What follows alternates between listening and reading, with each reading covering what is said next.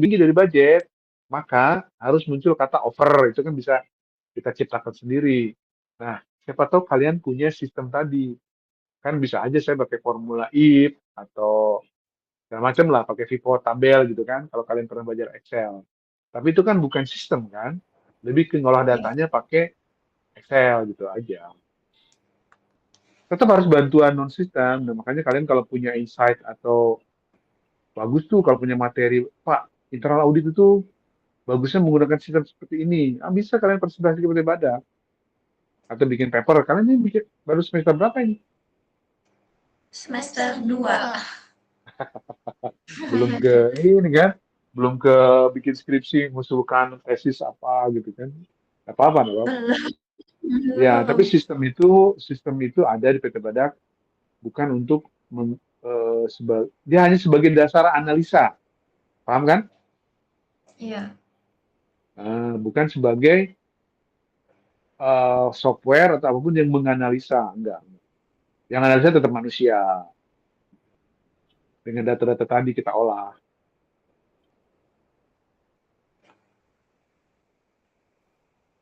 Oke, okay. Terus terus tuh Pak, kira-kira ada yang ini maksudnya bisa yang apa sih, web atau aplikasi yang bisa kira-kira Bapak ini butuh aplikasi web atau sistem buat lebih memudahkan pekerjaan Bapak? Bentar, saya buka dulu nih. Tadi saya baru bahas tentang usulan nih, bentar ya. Tentang usulan bahwa salah. Oke, rekomendasi. Nah, jadi bentar, reward. Jadi kita itu udah minta konsultan, dalam ini konsultan untuk melihat kami sebagai internal audit kerjanya sudah betul kayak kalian itu. Kalau kalian kan bertanya kan, kalau Iya. konsultan menginterview bahwa PT Badak ini belum, nah contoh gini, melakukan quality assurance, oke, menambahkan aturan mekanisme. Nah, Terus tuh. nah ini dia. Ada satu rekomendasi, ya. Jadi rekomendasinya adalah eh, kami diminta untuk mengembangkan kapasitas untuk data analitik yang terintegrasi dengan sistem manajemen atau enterprise resources. Paham kan? Nah, kami diminta untuk itu. Apa? Yaitu tahun depan kita akan koordinasi dengan IT untuk penggunaan data analytic tools yang terintegrasi dengan ERP yang saya bilang tadi. ERP macam-macam. Saat ini kita pakai Oracle. Jadi kita perlu itu. Yang pertanyaan kalian sudah terjawab ini. Bahwa kita memerlukan pengembangan kapasitas untuk data analitik yang terintegrasi dengan sistem manajemen atau enterprise resources planning. Pertanyaan kalian saya jawab perlu dan ini sudah kita rencanakan untuk tahun depan. Oke? Sudah terjawab ya?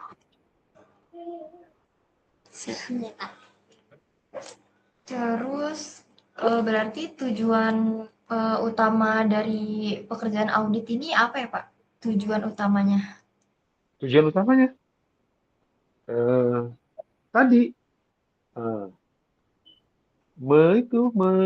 memastikan bahwa perusahaan ini melakukan proses bisnisnya dengan ini sesuai dengan aturan yang berlaku, sesuai dengan prinsip-prinsip GCG. Kalau dibahasakan gini, dibahasakan, bentar ya, biar bahasanya kalian lebih paham ya. Nah, jadi tugas utamanya adalah memberikan evaluasi independen, objektif, dan jasa konsultasi untuk meningkatkan operasional manajemen risiko, pengendalian internal perusahaan. Itu tugas utamanya itu. Kalau tadi kan saya terlalu brief ya.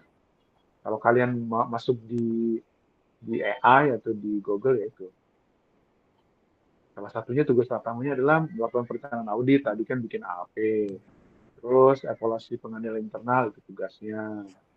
Audit kepatuhan operasional juga salah satunya. Terus kita tadi, saya cerita juga melakukan investigasi terhadap potensi fraud tadi loh, pengadaan kok dia dapat untung, nah ternyata fraud. Baru terakhir adalah pelaporan hasil, ya kan? Yang paling terakhir adalah pemantauan tindak lanjut audit. Jadi ketika sudah keluar rekomendasi, kita harus memastikan bahwa tindak lanjutnya rekomendasi tadi itu dilakukan oleh si auditi, orang yang kita periksa atau departemen yang kita periksa. Itu dia. Itu briefnya tadi kan saya bicara briefnya. Kalian kalau mau tulis narasinya secara letterlek ada di internal ini, ada di AI atau Google di Google. Terus terus itu Pak, gimana sih perasaan Bapak itu saat pekerjaannya berjalan lancar tanpa ada hambatan? Alhamdulillahirobbil alamin. Minggu lalu saya habis memutuskan eh, karena saya ketua tim investigasi, menginvestigasi ini contoh aja. Minggu lalu tuh saya diminta manajemen dalam hal ini BOD ya, Board of Directors, untuk segera memutuskan terhadap audit investigasi yang sedang saya lakukan. Oke, jadi awalnya itu kecurigaannya A, ya kan dari si pelapor itu mencurigai tadi lah, mencurigai itu lapor SP itu melakukan pelanggaran dia dapat hadiah dari vendor kah, dikasih pasti golp lah segala macam ya, tuduhannya macam-macam ya. Terus saya buktikan ternyata tidak, si VP itu melaporkannya ternyata tidak separah itu. SP hanya melakukan kesalahan prosedur, dia tidak melakukan fraud atau kecurangan atau mendapatkan keuntungan dari sebuah proses pengadaan. Nah, saya leganya apa? Karena ternyata orang itu tidak melakukan kecurangan, hanya salah salah prosedur aja, salah prosedur. Tidak ada perusahaan dirugikan. Ya, itu saya lega. Yang pertama karena target waktunya sebelum 10 April harus sudah, iya saya. 10 April, ya, oke, Abah lagi bicara ya. Nah, tanggal 10 April harus segera diputuskan. Oh,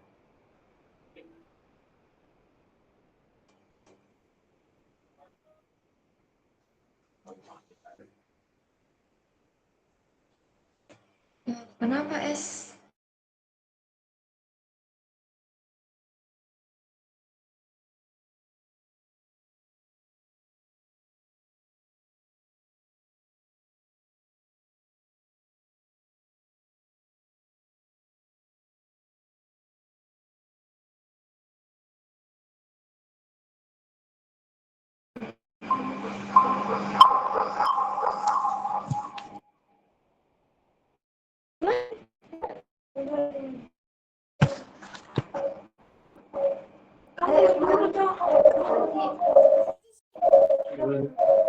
halo, tadi terputus ya?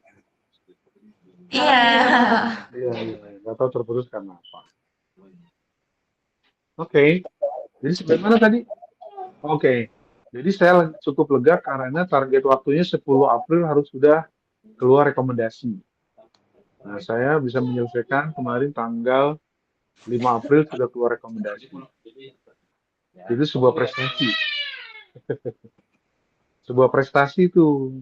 Dan ternyata leganya lagi adalah orang yang diperiksa, si Mbak Esti tadi, ternyata tidak terbukti melakukan kecurangan atau pelanggaran. Apresiasi juga terhadap Vivi yang melaporkan. Dalam ini saya pakai contoh Vivi ya. Nggak boleh saya sebut nama orang-orang yang ada terlibat kemarin ya. Iya. Ya, jadi Vivi itu saya kasih apresiasi bahwa dia concern terhadap pelaksanaan good corporate governance. Bagus itu. Dengan tanpa tendensi bahwa dia tidak suka sama SP. Enggak. Dia hanya ingin menjaga bahwa perusahaan dan pekerjaannya harus menjaga prinsip good corporate governance. Nanti kalian pelajari apa itu GCG. Itu. Apakah saya puas? Puas. Puasnya tadi saya melaksanakan pekerjaan beyond ekspektasi. Yang kedua, ternyata tidak terbukti melakukan kejahatan. Saya puas karena berarti PT Badak karyawannya masih bersih aja kan. Yang ketiga, saya puas karena pelapornya concern terhadap keberlangsungan perusahaan untuk melakukan eh, operasional dengan baik dan tadi sesuai dengan aturan, gitu ya, kepatuhan. Karena PT Badak jarang orang korupsi, orang mencuri, jarang. Jarang. Itu kalau hanya puas itu baru satu contoh, yang lainnya banyak. Saya Iya. bisa ya, baru contoh yang paling ringan itu. Ya, terus. Nah, dan sebaliknya Pak, kalau misalnya bagaimana sih perasaan Bapak kalau misalnya tuh ada terjadi kendala? Terus gimana cara Bapak mengatasi kendala itu? Oke. Kalau saya tipikalnya simpel. Ketika tadi ada apa? Ada kendala ya. Tadi contohnya kan saya kasih satu contoh, audit itu yang kita kasih rekomendasi ternyata tidak melakukan tindak lanjutnya. Saya kecewa kan. Padahal tindak lanjut itu punya batas waktu. Desember 2025 harus sudah selesai rekomendasinya. Jadi kalian harus menindaklanjutinya. Ternyata sampai Desember 2025 sudah selesai. Januari juga nggak selesai. Biasanya saya akan eskalasi ke yang lebih tinggi itu. Saya akan laporkan dalam meeting manajemen bahwa departemen A itu tidak melakukan, tidak menindaklanjuti tindak lanjut tersebut. Ini namanya deeskalasi. Tolong dilakukan pengawasan di level manajemen. Apakah dia nggak sanggup? Apakah rekomendasinya salah? Apakah rekomendasi itu merepotkan dia sehingga uh, overload gitu kan? Dia nggak sanggup karena aku banyak kerjaan yang ini, kenapa juga harus melakukan. Nah itu jadi kalau saya sistem eskalasi yang lebih tinggi, di forum yang lebih tinggi lagi. Kan nggak mungkin juga dimarahin terus dia tetap nggak kerja. Ya eskalasi aja, kenapa? Alasannya nggak bisa tindak lanjut. Oh ternyata dia kurangnya orangnya kurang. Oh ternyata nggak ada waktu buat ngerjakan rekomendasi internal audit. Ya, terus diungkapkan di level yang lebih tinggi. Oh solusinya ada apa? Oh solusinya nambah orang. Baru ada yang ngerjain tuh rekomendasinya. Oh solusinya apa? Solusinya tidak sekarang, nanti bulan sekian dimundurin rekomendasi bukan Desember 2025 ke nama lagi dong 6 bulan kemudian. Nah, gitu-gitu. Pasti ada solusinya, pasti ada solusinya. Cuman tidak boleh dipikirkan sendiri, wah ini mereka nggak patuh sama kita. Tindak lanjut rekomendasi kita nggak ditindaklanjuti sama mereka. Terus kita overthinking, wah mereka nggak mau ngelanjutin karena nggak suka sama Ramdhani, nggak juga. Ya, eskalasi aja. Oh, kenapa kendalanya ya nggak tindak lanjuti gitu? Nggak boleh berasumsi karena audit itu. Kalau skeptis perlu. Nggak mau tahu skeptis. Perspektif apa yang lupa? Apa ya bahasa Indonesianya? Skeptis itu eh, audit itu harus memiliki rasa skeptis. Jadi kayak tadi Vivi lapor ke saya gitu ya. ST tadi melakukan pelanggaran. Saya langsung skeptis tuh sama ST itu. Skeptis itu termasuk ke Vivi. Aku juga belum percaya nih lapornya benar apa enggak gitu. Tapi ke ST juga kayaknya Trust mungkin issue. ST ya kayaknya ST melakukan karena dia perlu duit deh gitu. Nah itu skeptis namanya. Audit harus begitu. Jangan wah kayaknya saya percaya di sama Vivi. Gitu. Kayaknya ST ya deh melakukan deh. Ah, enggak gitu. Skeptis itu harus ya skeptis itu tidak mudah percaya. Nggak boleh. Iya, iya, baik, baik, nggak boleh. Kalau Cek. gitu. Ya,